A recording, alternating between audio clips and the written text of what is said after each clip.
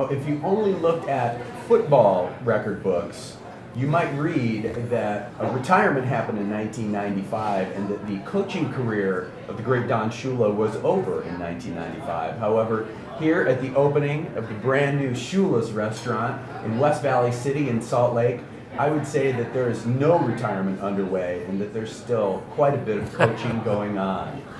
I'm here with the great Don Shula and also the great Dave Shula. It's wonderful to see you guys. Thank you so much for spending some time with us. Coach, if you would, talk a little bit about it, because in reading your history and getting ready for this interview, it occurred to me that this idea of coaching isn't something that you've given up by a long shot.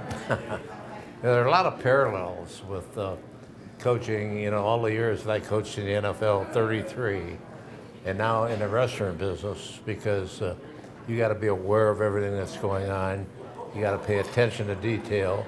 You got to make sure that you do the best job that you can with every meal that you serve. You want to win every meal. And you want your customers to go out and talk about the great dining experience that they just had. Spread the word. And then you get more customers by doing it that way.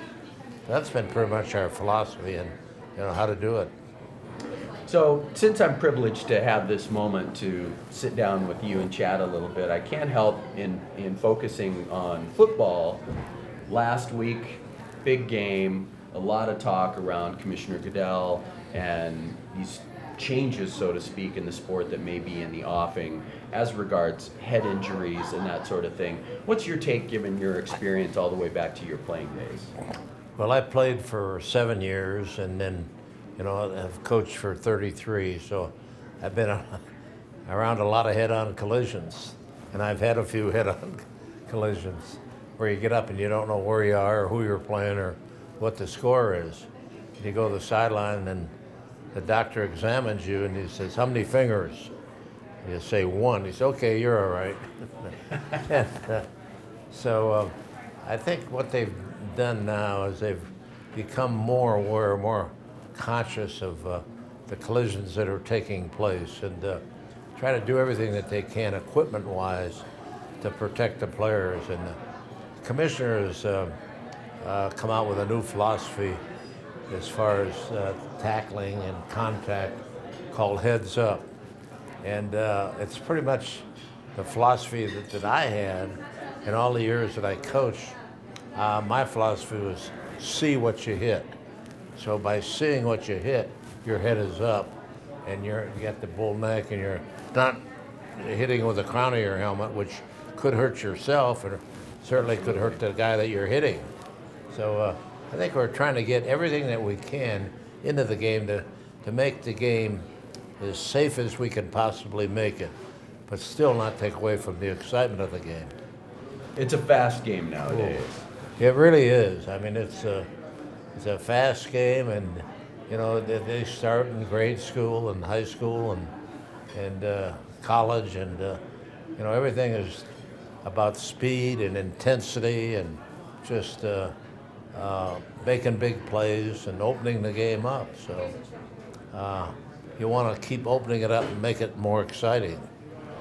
If you would, talk a little bit about coaching philosophy, because in looking back at your history, your time with Paul Brown, a giant of the game, but really always known as a really hard-nosed guy, and between your career and moving into this line of work, certainly seems as though you've always had a greater awareness that just the stereotypical be tough kind of coaching attitude really isn't everything.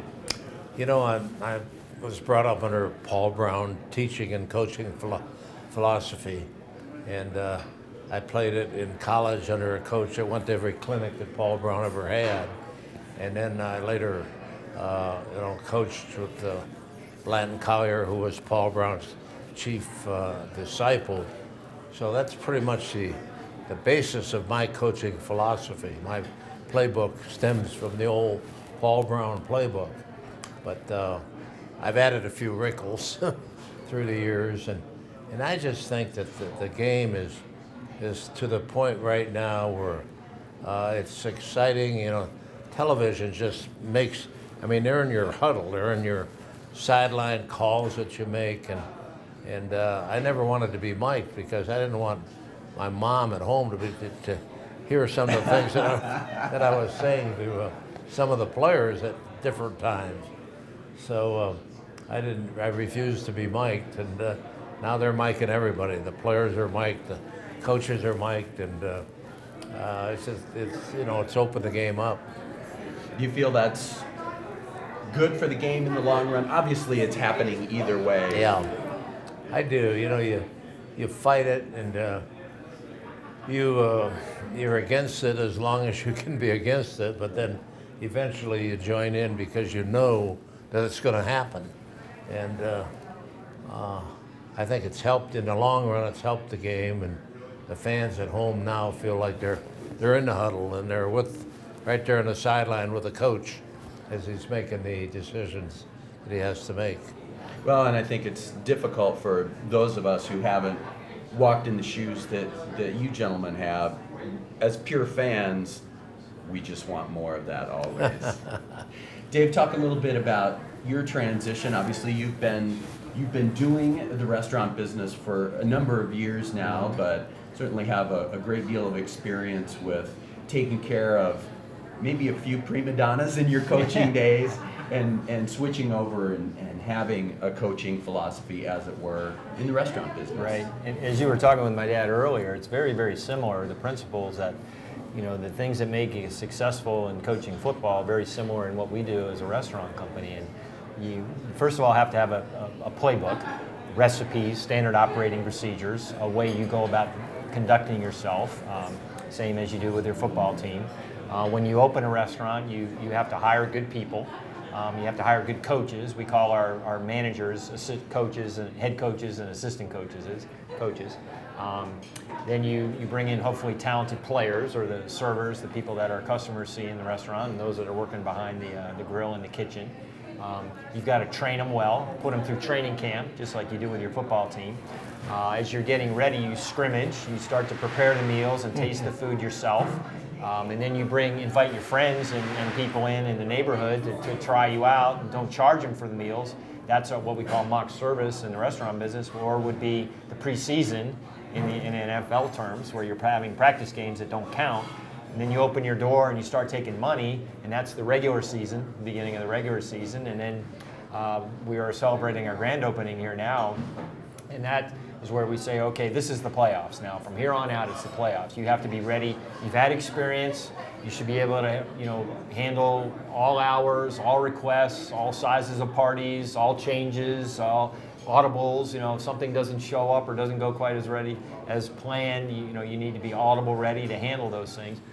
Very similar things that you talk about with your football team as they develop through the course of a season. You have to be better at the end of the season if you want to be playing in the big game than you were at the beginning of the season. You have to show progress. So lose and go home. Yeah, exactly, and that's the way. Believe me, that's the way it is in the restaurant business. You find out it's an everyday basis. I mean, if you have a bad day in the restaurant business, that's can really affect you for a long, long time. So you have to be good every day.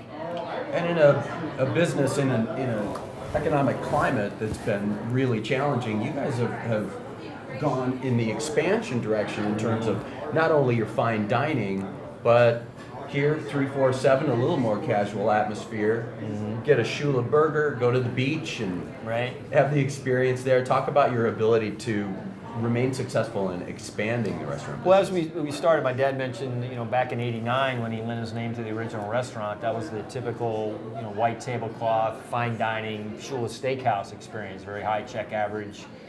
Over the years, and since then, in the 24 years that we've been doing business, we wanted to reach a broader audience, a larger demographic, which basically includes, getting to different price points for your average check. So, as you mentioned, our Shula Burger restaurants, we started a year ago, and the average check there is about $11. And then you work through the chain, or Bar and Grill's a little higher, or Shula's 2 is a little higher, or Shula's 347 Grill, or Shula's on the beach, and then our steakhouse. So It's basically the progression of check averages and different types of atmospheres and settings too. A lot more casual with Shula Burger to more formal, white tablecloth dining with our steakhouses. So what we do is maintain our level of quality and consistency in the products that we serve and the style of service that we provide and the atmosphere that we create that are all conducive to each of those different concepts. Well, you've got me hungry. I understand we're Bring gonna on the food. Get a little snack, but before we finish, I wanted to ask one question because I couldn't help but notice that there's a recent promotion in the family. Mike is up to offensive coordinator. Congratulations on that. That's a fantastic promotion. Here's my question. Do you guys still talk football in the X's and O's kind of way when you all get together, or do you leave it at the door and just be family? It's never been left at the door. We certainly want to pay respect to the family and make them aware of we enjoy being with them and talking about the kids and grandkids, but there's also some football talk that goes on, and especially now with Mike being at my son Mike with the Carolina Panthers and the great quarterback that they have down there, Cam Newton. Indeed. We'll be watching with a lot of interest this year and supporting him and his coaching opportunities. But it's still family first, and then support each other and whatever they decide to do. I can't imagine that either of you miss the stress of coaching in the NFL, but by the same token, I have to imagine that once a football mind, always a football mind, and you're still calling plays or at least kind of looking over the shoulder of just about any game that you watch and see what the head coach is doing, huh? You really do. I mean, you're into the game and down and distance and field position and utilizing the talent that you have and put them in a situation where they can excel. So you're sitting there watching, but you're thinking about all the things that you thought about when you were coaching, and you just don't have the pressure that you had as a coach because every move as a coach is highly scrutinized. No question about it. Well, gentlemen, thank you so much for your time. It's just a real treat. It's a pleasure to meet both of you. And best wishes for continued success with all of the steakhouses, with all of the burger joints that bear the great Shula name. We appreciate your time. And I think we're just going to sit tight here for a minute till some delicious bites come our way. Thanks for watching.